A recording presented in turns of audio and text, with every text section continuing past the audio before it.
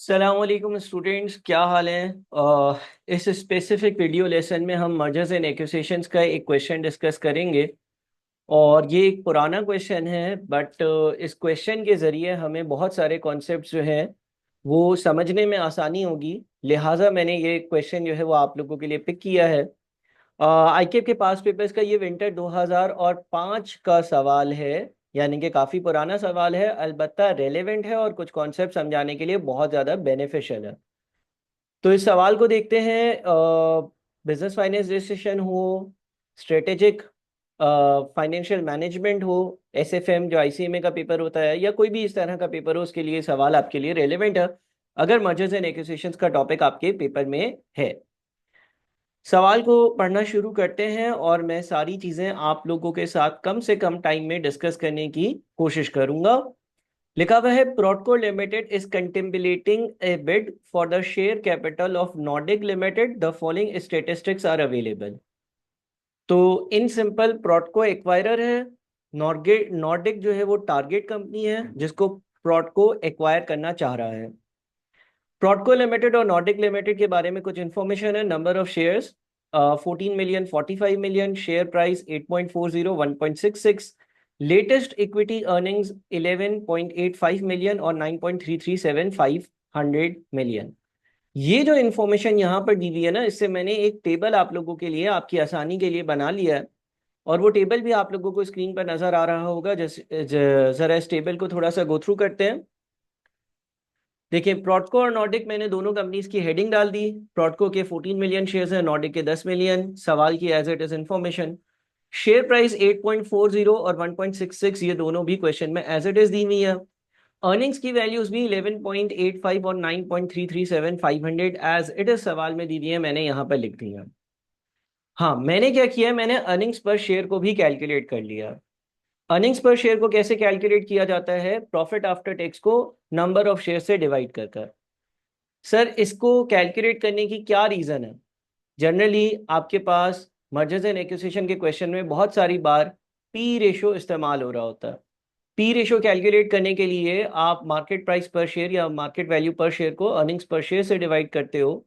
इस चीज़ को दिमाग में रखते हुए ये चार पांच जो चीज़ें हैं ये आप कैलकुलेट कर लिया करें। जिस तरह से पी रेशो है, ईपीएस है, market value of the company है, market price of a share है। देखिए, ये जो यहाँ पर चीज़ें हैं ना, 1 2 3 4 5 6, इसमें से कुछ दी हुई होंगी, कुछ कैलकुलेट कर सकते होगे, तो एक ऐसा ही आप टेबल बना लिया करो जिसमें ये वैल्यूज आप कैलकुलेट कर कर डाल दो। अच्छा, फिर हमारे पास नॉर्डिक का अर्निंग्स पर शेयर, अगेन जो टोटल अर्निंग्स है उसको नंबर ऑफ शेयर से डिवाइड किया। Market value of a company कैसे निकली, आपके पास एक शेयर की वैल्यू है और आपके पास नंबर ऑफ शेयर्स है। तो जब आपके पास एक शेयर की वैल्यू है और आपके पास नंबर ऑफ शेयर्स है, आप दोनों को मल्टीप्लाई करोगे, market value of the company आ जाएगी। इसी तरह से यहाँ पर भी आपके पास एक शेयर की वैल्यू है और आपके पास नंबर ऑफ शेयर्स है, दोनों को मल्टीप्लाई करोगे तो पूरी कंपनी की मार्केट वैल्यू आ जाएगी। और फिर फाइनली मैंने पी रेशियो कैलकुलेट कर लिया। पीई रेशियो कैलकुलेट करने के लिए या तो आप मार्केट वैल्यू पर शेयर को अर्निंग्स पर शेयर से डिवाइड कर दो, या फिर आप total market value of the company को total earnings of the company से डिवाइड कर दो। यानी कि यहां पर तो मैंने 8.40 को 0.85 से डिवाइड किया। अगर आप बेहतर समझो तो आप 117,600 को डिवाइड कर सकते थे 11.850 मिलियन से।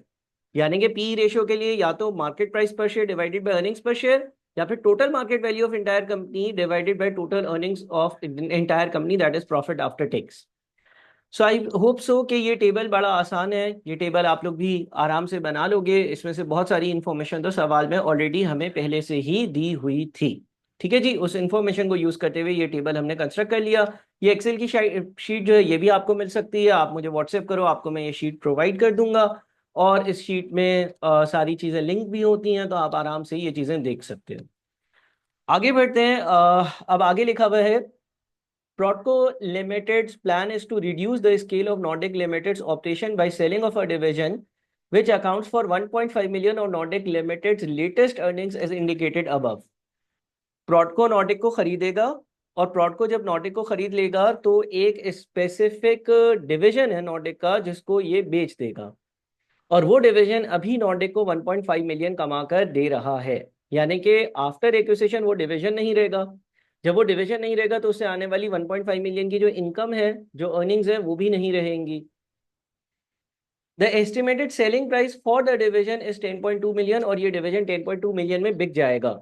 नॉर्डिक लिमिटेड एक बड़ी कंपनी है, उसमें दो चार पांच डिविजन है, उसमें से एक स्पेसिफिक डिवीजन है जो 1.5 मिलियन रुपए कमा कर देता है, वो 10.2 मिलियन का है, उसको प्रोडक्ट को बेच देगा, उसको आगे कंटिन्यू नहीं करेगा, यानी कि नई कंपनी या मर्ज कंपनी में उसका वजूद नहीं होगा।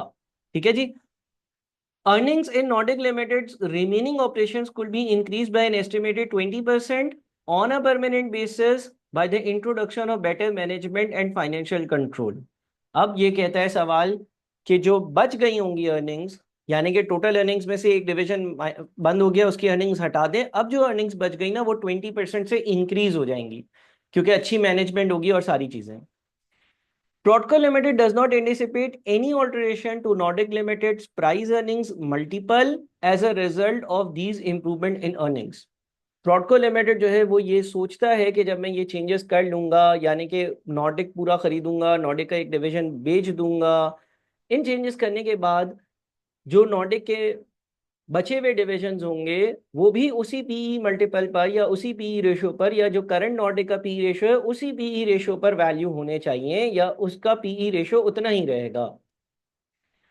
To avoid duplication, some of Prodco Limited's own property could be disposed of at an estimated value of 16 million. Redundancy costs are estimated at 4.5 million. Requirement क्या है? Calculate the effect on the current share price of each company. यानी कि companies की जो अभी की share price है उस पर क्या इंपैक्ट पड़ेगा। All other things being equal, offer 2 for 9 share offer by Prodco limited. पहले तो इस सवाल को आपने अच्छे से पढ़ लेना है, यहाँ पे वीडियो पॉज कर फिर आपने आगे बढ़ना है। मैं आगे बढ़ता हूँ अगर, तो सबसे पहले हमारे पास जो है ना वो एक वर्किंग आ रही है रिवाइज नंबर ऑफ शेयर्स की। देखें, प्रोडको नॉर्डिक को खरीद रहा है। अब जब प्रोडको नॉर्डिक को खरीद रहा है ना, तो वो ट्रांजेक्शन हो रही है शेयर फॉर शेयर एक्सचेंज से, यानी कि प्रोडको नॉर्डिक को खरीदने के लिए पैसे नहीं दे रहा, बल्कि नॉर्डिक को कह रहा है कि मैं तुम्हारे सारे एसेट सारी लाइबिलिटीज ले लेता हूं और तुम्हें नई कंपनी के कुछ शेयर्स इशू कर दूंगा, तो तुम नई कंपनी में शेयर होल्डर भी बन जाओगे। तुम्हारी पुरानी कंपनी का वजूद खत्म, तुम्हारी पुरानी कंपनी की एग्जिस्टेंस खत्म, तुम्हारी पुरानी कंपनी के शेयर्स को हम कैंसिल करते हैं और तुम्हें नई कंपनी में कुछ शेयर्स दे देते हैं। यानी कि जो पुराने शेयर होल्डर्स हैं नॉर्डिक लिमिटेड के, वो नई कंपनी में भी शेयर होल्डर्स रहेंगे। अब देखिए, जब ये ट्रांजैक्शन हो जाएगी तो टोटल शेयर्स क्या होंगे। प्रोडको जो है वो एक्वायरर है, इसके अभी 14 मिलियन शेयर्स हैं इशू। ये 14 मिलियन शेयर्स जिन 14 मिलियन लोगों के पास है उनके पास होंगे ही होंगे। नॉर्डिक लिमिटेड के जो शेयर होल्डर्स थे, अभी जो ये कंपनी थी उसमें इनके शेयर होल्डर्स के पास 45 मिलियन शेयर्स थे। As per the statement in the question ये लिखा जा रहा है कि of a 2 for 9 share offer by Prodco limited. 2 for 9 का मतलब ये होता है कि हर बंदा जिसके पास कंपनी के 9 शेयर्स हैं उसको नई कंपनी में 2 शेयर्स दिए जाएंगे। हर बंदा जिसके पास नॉर्डिक में 9 शेयर्स हैं उसको नई कंपनी में 2 शेयर्स दिए जाएंगे। या इन अदर वर्ड्स, किसी के पास 90 शेयर्स हैं तो उसको 20 शेयर्स दिए जाएंगे। किसी के पास 900 शेयर्स हैं तो उसको 200 नए शेयर्स दिए जाएंगे। किसी के पास 9000 शेयर्स हैं तो उसके 9000 शेयर्स लेकर उसको नई कंपनी में 2000 शेयर्स दिए जाएंगे। इसी तरह से किसी के पास अगर 90 मिलियन शेयर्स हैं तो उसको 2 मिलियन नए शेयर्स दिए जाएंगे। या 90 का आधा 45 मिलियन शेयर्स हैं तो 1 मिलियन नए शेयर्स दिए जाएंगे। अब इसकी वर्किंग कैसे होती है, देखिए मैंने यहाँ पर सेल O10 में ये वर्किंग करी है। करा क्या है, मैंने 45 मिलियन को मैंने 9 से डिवाइड किया और 2 से मल्टीप्लाई किया। 45 मिलियन एग्जिस्टिंग शेयर्स थे, मुझे 45 मिलियन को 9 से डिवाइड कर ये पता चल गया 99999 शेयर वाले कितने लोग हैं, और हर किसी को 2 शेयर्स देने तो 2 से मल्टीप्लाई कर दिया। यानी कि वो 45 मिलियन शेयर्स अब कैंसिल हो जाएंगे और उन 45 मिलियन शेयर्स के अगेंस्ट लोगों को 10 मिलियन शेयर्स मिल रहे होंगे। ये जो नॉर्डिक के शेयर होल्डर्स पहले नॉर्डिक में थे, अब वो प्रोडको का पार्ट बन गए होंगे, प्रोडको कंपनी का हिस्सा बन गए होंगे, प्रोडको कंपनी में ही होंगे, नॉर्डिक का कोई वजूद नहीं होगा। यानी कि अब जो प्रोडको होगी इस ट्रांजैक्शन के बाद उसमें 24 मिलियन शेयर्स होंगे। 14 मिलियन वो वाले जो पहले भी थे आज भी हैं, और 10 मिलियन नए शेयर्स का इशू किया गया है इस ट्रांजैक्शन के अगेंस्ट। यानी कि मैंने नॉर्डिक वाले शेयर होल्डर से सारे एसेट सारी लाइबिलिटीज ली और नई कंपनी में उनको 10 मिलियन शेयर्स दे दिए। बोला आप भी अब नई कंपनी के शेयर होल्डर हो, आप हमारे साथ काम करो, हमारे पास 14 मिलियन शेयर्स हैं, आप आए हो मोस्ट वेलकम, आपके पास 10 मिलियन शेयर्स हैं, टोटल कंपनी में 24 मिलियन शेयर्स हैं। तो ये मैंने रिवाइज नंबर ऑफ शेयर्स की एक वर्किंग कर दी। अच्छा, earnings of Nordic portion of the business post acquisition. Acquisition के बाद क्या होगा कि प्रॉडको और नॉर्डिक दोनों कंपनीज एक हो रही हैं, प्रॉडको और नॉर्डिक दोनों कंपनीज एक हो रही हैं, लेकिन नॉर्डिक वाला जो हिस्सा है इस बड़ी कंपनी का, नॉर्डिक वाला जो हिस्सा है इसकी अर्निंग्स क्या होंगी। तो सवाल ने ये कहा था कि करंट अर्निंग्स तो देखें 9,337,500 है, एग्रीड, ये तो क्वेश्चन में एज इट इज लिखी हुई है। सवाल ने ये लिखा हुआ था कि प्रॉडको जैसे ही नॉर्डिक को खरीदेगा तो प्रॉडको जो है वो एक हिस्सा नॉर्डिक का या कोई डिवीजन या कोई यूनिट या कोई एक स्पेसिफिक शोरूम एक स्पेसिफिक जगह बेच देगा। वहां से 1.5 मिलियन की कमाई होती थी। अब जब वो बेच देगा तो वहां से वो जो कमाई होनी थी वो भी नहीं होगी, यानी कि 1.5 मिलियन जो है वो डिस्पोजल ऑफ बिजनेस डिवीजन है। तो हमारे पास रिमेनिंग अर्निंग्स बच गई 9,337,500 में से 1.5 मिलियन माइनस कर 7,837,500। फिर सवाल में एक और बात लिखी हुई थी, earnings in Nordic limited remaining operations could be increased by an estimated 20% on a permanent basis by the introduction of better management and financial control. यानी कि क्योंकि नॉर्डिक प्रॉडको का हिस्सा बन जाएगा, इसके पास बेटर मैनेजमेंट होगी, अच्छे लोग होंगे, ज्यादा बेहतर क्वालिफाइड होंगे, तो ये जो अर्निंग्स हैं बची हुई ये 20% ज्यादा हर साल मुझे मिल रही होंगी। इसका मतलब ये हो गया कि मैंने 7,837,500 को 1.2 से मल्टीप्लाई किया 20% इंक्रीज करने के लिए। तो ये जो नॉर्डिक वाला हिस्सा है, अब प्रॉडको नॉर्डिक एक ही कंपनी है, प्रॉडको और नॉर्डिक एक ही कंपनी है, लेकिन सवाल ने हमें इस तरह की इंफॉर्मेशन दी कि जो नॉर्डिक वाला हिस्सा है उसकी आप अर्निंग्स को कैलकुलेट कर सको। और सवाल ने ये कहा कि ये जो नॉर्डिक वाला हिस्सा है इसकी अर्निंग्स को पहले 1.5 मिलियन से कम करना है, एक डिवीजन बेच दिया है, बची हुई अर्निंग्स को 20% से बढ़ाना। तो प्रॉडको और नॉर्डिक एक ही हो गए, अब एक ही कंपनी है, लेकिन इसमें से जो हिस्सा नॉर्डिक वाला है जो मेरे साथ मिला है, जो नॉर्डिक के शोरूम्स हैं, जो नॉर्डिक की ट्रेड लाइन है, फैक्ट्री है, वहां से अब जो अर्निंग्स आ रही होंगी वो 9,405,000 आ रही होंगी। तो ये मैंने एक अगली वर्किंग आप लोगों के लिए करी। अच्छा, अब हमें कैलकुलेट करना है कि ये जो नई वाली कंबाइंड कंपनी होगी, एक्विजिशन की ट्रांजैक्शन के बाद वाली जो कंपनी होगी, जो बड़े लेवल वाली कंपनी होगी, उसकी टोटल वैल्यू क्या होगी। अब इंटरेस्टिंगली इंटरेस्टिंगली इंटरेस्टिंगली इस सवाल में एक ट्विस्ट है। जनरली पी रेशो के सवालात में हम नई वाली कंपनी के टोटल प्रॉफिट आफ्टर टैक्स को कैलकुलेट करते हैं और उस टोटल प्रॉफिट आफ्टर टैक्स को एक सर्टेन पीई रेशो से मल्टीप्लाई करते हैं। आई रिपीट, जनरली इस तरह के सवालों में हम नई वाली कंपनी का total profit after tax calculate करते हैं और उस प्रॉफिट आफ्टर टैक्स को एक सर्टेन पीई रेशो जो सवाल में दिया हुआ हो उससे मल्टीप्लाई करते हैं। अब इस सवाल में बात सारी ये है कि यहाँ पर अगर हम ये वाला स्टेटमेंट देखते हैं तो लिखा हुआ है Prodco limited does not anticipate any alteration to Nordic Limited's price earnings multiple as a result of these improvement in earnings। यानी कि सवाल हमें ये हिंट दे रहा है कि इवन आफ्टर एक्विजिशन जो नॉर्डिक वाला हिस्सा होगा, जो नॉर्डिक की अर्निंग्स होंगी, वो नॉर्डिक का जो करंट पीई रेशियो है उस पर वैल्यूड होंगी। क्या सर ऐसा हो सकता है? प्रैक्टिकली कुछ भी हो सकता है। प्रॉडको एक्वायरर है, नॉर्डिक टारगेट है, मे बी प्रॉडको नॉर्डिक को खरीद कर अपने साथ कंप्लीटली 100% मर्ज नहीं कर रहा, बल्कि नॉर्डिक के ऑपरेशंस को सेपरेट चलने दे रहा है। और प्रॉडको जो है वो नॉर्डिक को उसका जो करंट पीई रेशियो है उसी पर वैल्यू करना चाहता है, एक्सेप्ट कि वो अर्निंग्स में जो ऊपर दो चेंजेस करी हैं वो कर कर।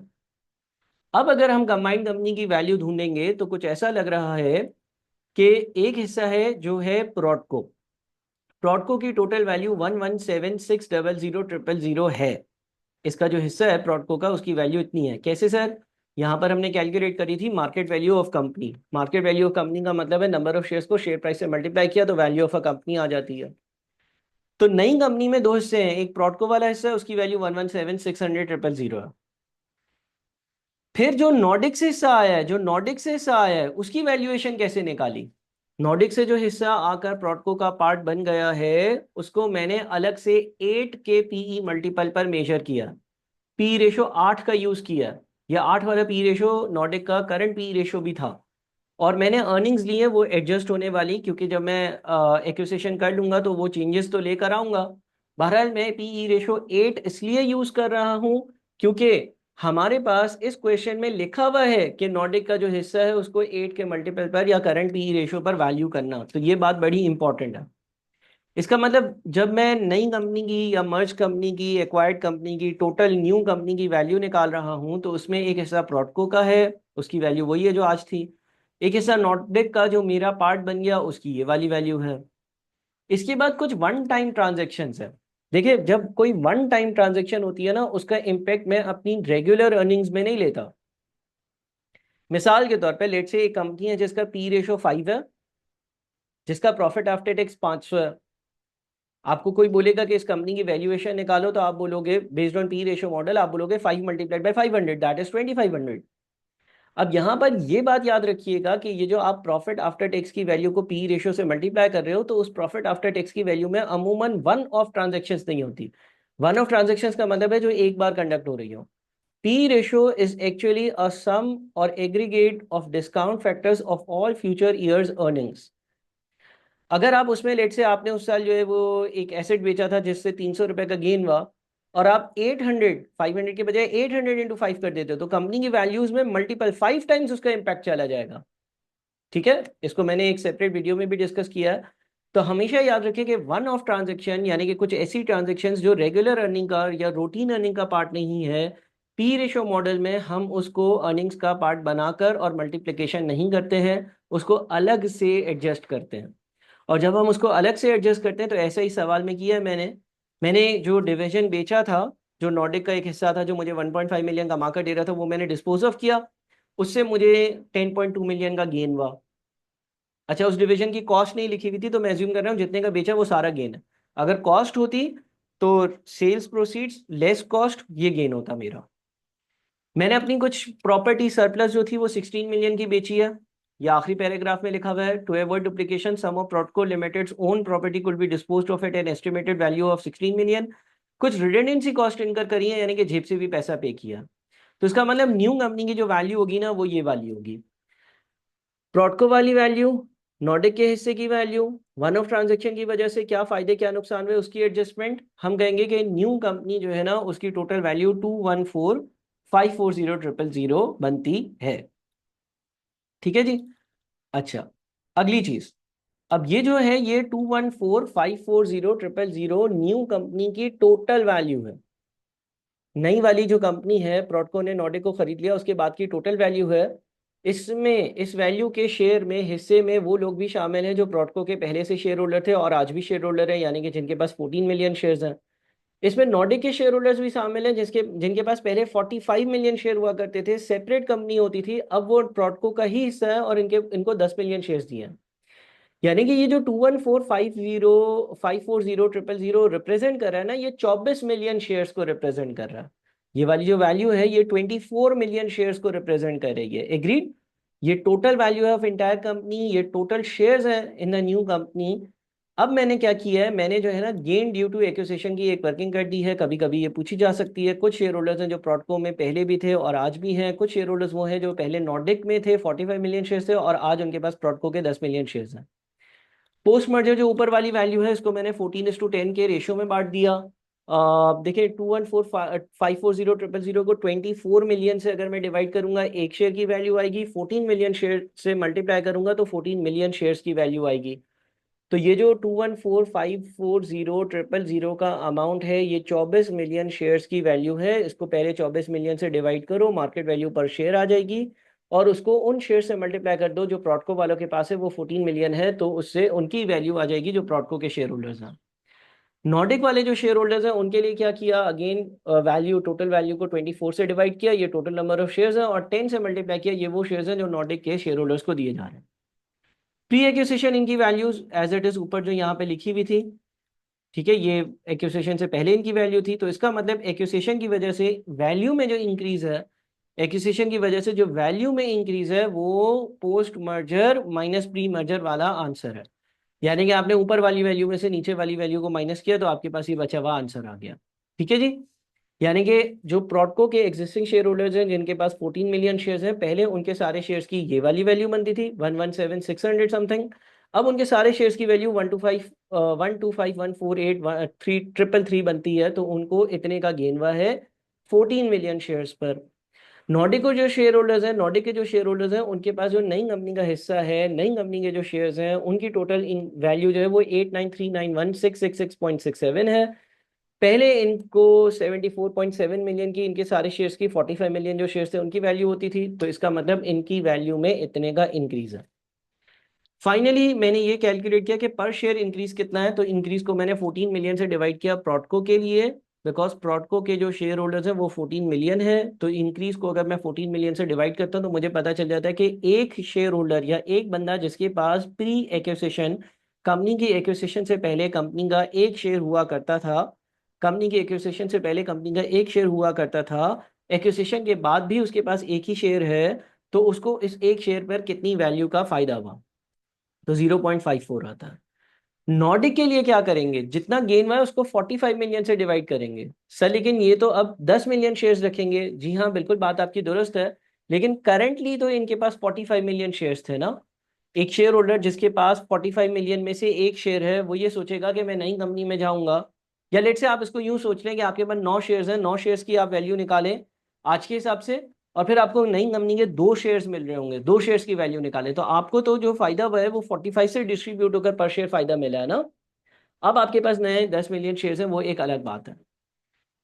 अच्छा जी, तो यहाँ पर हमारा पार्ट ए कंप्लीट होता है। इसमें आपने कुछ चीज़ें उम्मीद है कि सीखी होंगी, और यहाँ पर मैंने ये सारी वर्किंग्स भी आप लोगों की आसानी के लिए बिल्कुल ही प्रॉपरली लिंक्ड सेल्स में कर दी है, और ये शीट आप हासिल कर सकते हैं। सेकेंड पार्ट क्या था, सेकेंड पार्ट था assume now that Prodco limited instead of making a 2 for 9 share exchange offer, ऊपर वाले शेयर एक्सचेंज ऑफर को भूल जाएं, wishes to offer an exchange which would give Nordic Limited shareholders a 10% gain on the existing value of their shares. Prodco limited इतने shares Nordic को देना चाहता है कि जिससे नॉर्डिक लिमिटेड के करंट शेयर होल्डर्स की वैल्यू में 10% का इजाफा आ जाए। Calculate what share exchange would achieve this effect assuming the synergy forecast as before, यानी कि सिनर्जिस्टिक बेनिफिट्स या सारी चीजें वैसे ही हैं, बस सिर्फ और सिर्फ आपसे शेयर एक्सचेंज रेशियो कैलकुलेट करवाया जा रहा है। अब देखिए, total value of new company, नई कंपनी की टोटल वैल्यू 214540000। जब मैं total value of new company की बात करता हूं तो इसमें प्रॉडको के एग्जिस्टिंग शेयर होल्डर्स भी हैं, और नॉर्डिक वाले शेयर होल्डर्स भी होंगे जो अब प्रॉडको का पार्ट बन गए होंगे, उनको मैंने प्रॉडको के नए शेयर्स दिए होंगे। यही पूछा जा रहा है कि मैं उनको कितने नए शेयर्स दूं। बहरहाल इसमें 2 कैटेगरी शामिल होंगी, प्रॉडको के एग्जिस्टिंग शेयर होल्डर्स, नॉर्डिक के वो शेयर होल्डर्स जिनके पास अभी नॉर्डिक के 45 मिलियन शेयर्स हैं, लेकिन अब कंपनी में उनको नए शेयर्स मिलेंगे। Value to be given to Nordic share holders with 10% increase. अब नॉर्डिक वाले ये कहते हैं, या हमारी टर्म्स ये है कि भाई जो करंट मार्केट वैल्यू बन रही है नॉर्डिक के सारे शेयर्स की, मैं इनको अपनी नई कंपनी में इतने शेयर्स दे दूं कि इनको 10% का बेनिफिट मिले, यानी कि इनके 74.7 मिलियन के सारे शेयर्स की वैल्यू है, ये वैल्यू 10% से इंक्रीज हो जाए। इसका मतलब ये हो गया कि मुझे इनको कितने शेयर्स देने होंगे, मुझे इनको जो शेयर्स देने होंगे वो सेल P6 मल्टीप्लाइड बाई 1.1 से इसलिए मल्टीप्लाई किया कि मैं 10% के इंक्रीज का इम्पैक्ट ले रहा हूँ। मुझे नॉर्डिक के करंट शेयर होल्डर्स को इतने शेयर्स देने होंगे कि जिनकी वैल्यू 82,170,6,700 बने।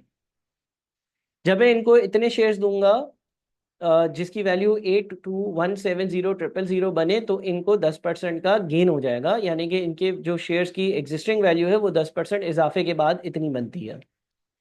Value attributable to current Prodco company share holders, इसका मतलब प्रॉडको कंपनी के जो करंट शेयर होल्डर्स हैं उनका जो कंपनी में टोटल शेयर्स में हिस्सा होगा उसकी वैल्यू 132,370,000 बनेगी। ये कैसे सर? देखिए, टोटल नई कंपनी में 214,540,000 टोटल वैल्यू होगी नई कंपनी की, उसमें से 82.17 मिलियन की वैल्यू के शेयर्स मुझे नॉर्डिक कंपनी के शेयर होल्डर्स को दे देना है। बच गए पीछे कौन? प्रॉडको वाले शेयर होल्डर्स। तो प्रॉडको वाले शेयर होल्डर्स के पास जो शेयर्स होंगे उन सारे शेयर्स की जो टोटल वैल्यू होगी वो 132,370,000 बनती है, और ये रिप्रेजेंट करता है 14 मिलियन शेयर्स को। एग्रीड, क्योंकि प्रॉडको वालों को नए शेयर्स तो नहीं दिए जा रहे, उनके पास पहले भी 14 मिलियन शेयर्स थे, अभी भी 14 मिलियन शेयर्स होंगे। तो इसका मतलब ये हो गया कि नई कंपनी के एक शेयर की वैल्यू कैसे आएगी? 132,370,000 नई कंपनी के 14 मिलियन शेयर्स को रिप्रेजेंट कर रहा है। 132,370,000 नई कंपनी के 14 मिलियन शेयर्स को रिप्रेजेंट कर रहा है। जब 132370000 नई कंपनी के 14 मिलियन शेयर्स को रिप्रेजेंट कर रहा है, तो हम मार्केट वैल्यू पर शेयर कैलकुलेट करने के लिए इसको नंबर ऑफ शेयर से डिवाइड कर सकते हैं। एक शेयर की वैल्यू आती है 9.455, यानी कि नई वाली कंपनी का एक जो शेयर होगा उसकी वैल्यू 9.455 होगी। नई वाली कंपनी का एक जो शेयर होगा उसकी वैल्यू 9.455 होगी, क्योंकि जो 14 मिलियन शेयर्स की टोटल वैल्यू बनती है उसको 14 मिलियन से डिवाइड किया तो 9.455 आता है। अब क्या करूंगा, अब मुझे नॉर्डिक वालों को इतने शेयर्स देने हैं जिनकी टोटल वैल्यू 82.17 हो, और नई कंपनी के एक शेयर की वैल्यू 9.455 है। तो कितने शेयर्स देने होंगे उसके लिए मैं ऊपर वाली वैल्यू को, यानी कि 82170000 ये सारे शेयर्स की वैल्यू है, इसको एक शेयर की वैल्यू यानी कि 9.455 से डिवाइड करूंगा। तो मुझे पता चला कि मुझे इनको 8690,639.87 न्यू शेयर्स देने होंगे फॉर एग्जिस्टिंग 45 मिलियन शेयर्स। इसके बाद मैंने कुछ एक समरी टेबल बना दिया है। अगर हम पार्ट बी के हिसाब से चलते हैं, वैसे तो ये सॉल्व हो गया, लेकिन अगर हम पार्ट बी के हिसाब से चलते हैं तो प्रॉडको के जो शेयर होल्डर्स हैं उनके पास 14 मिलियन शेयर्स हैं। नॉर्डिक कंपनी के शेयर होल्डर्स को हम 8690,639.87 शेयर्स दे रहे हैं। इसका मतलब नई कंपनी के ये टोटल नंबर ऑफ शेयर्स होंगे। वैल्यू जो इन शेयर्स की बनती है वो कैसे आ गई भाई, 132,370 वैल्यू बनती है, 82,170 वैल्यू बनती है जो ऊपर लिखी हुई थी, ये नई कंपनी की टोटल वैल्यू आ गई। अब आप चाहे तो 132,370,000 को 14 मिलियन से डिवाइड करें, या 82,170,000 को 8690,639.87 से डिवाइड करें, या 214,540,000 को टोटल नंबर ऑफ शेयर से डिवाइड करें, आपके पास पर शेयर वैल्यू एक ही आएगी, क्योंकि एक कंपनी के हर शेयर की मार्केट वैल्यू बराबर होती है, चाहे वो प्रॉडको के एग्जिस्टिंग शेयर होल्डर्स के पास है, चाहे वो नॉर्डिक के नए शेयर होल्डर्स को दिया गया है। गेन ड्यू टू एक्विजिशन, वही नई वाली वैल्यू लेस पुरानी वाली वैल्यू, नई वाली वैल्यू लेस पुरानी वाली वैल्यू, जैसे अभी हमने देखा था। और ये number of shares before transaction जो थे वो 14 मिलियन और 45 मिलियन थे। सो आई होप कि इस सवाल से आप लोगों को काफ़ी नॉलेज जो है वो इंक्रीज़ हुई होगी। इस सवाल को अच्छे से पढ़ें और इसकी हर वर्किंग को देखें। ये एक्सेल शीट चाहिए हो तो मुझे ज़रूर कांटेक्ट करिएगा। थैंक यू, अल्लाह हाफिज़।